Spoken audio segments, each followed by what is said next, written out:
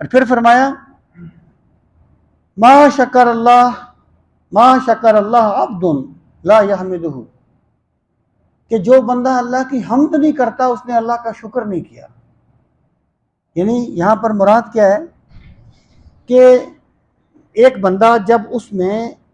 اللہ تعالیٰ کی حمد وہ عملی طور پر نہیں کرتا، یعنی نماز بھی اللہ کی حمد ہے، روزہ بھی اللہ کی حمد ہے، قرآن کی تلاوت بھی اللہ کی حمد ہے، یہ سب کچھ اللہ کی حمد ہے، عبادات۔ تو جب تک ایک بندہ جو ہے وہ اپنے عمل سے اللہ تعالیٰ کی حمد نہیں کرتا تو گویا اس نے شکر کیا ہی نہیں ہے۔ اگر اس کے واقعی اس کے دل میں اللہ کی عظمت کا نقش بیٹھا ہوتا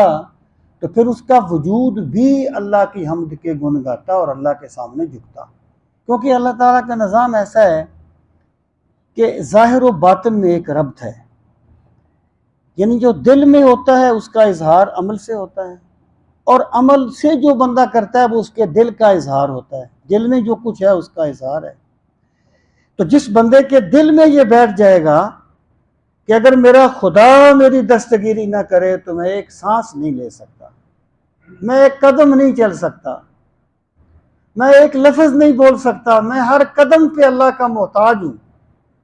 میں ہر سانس لینے میں اس کی ذات کا محتاج ہوں، تو پھر ہو نہیں سکتا کہ وہ اس کی بندگی نہ کرے۔ جس کے دل میں شکر آئے گا وہ پھر زبان سے اس کی حمد کرے گا، اور جس نے حمد نہیں کی اس نے اللہ کا شکر نہیں کیا۔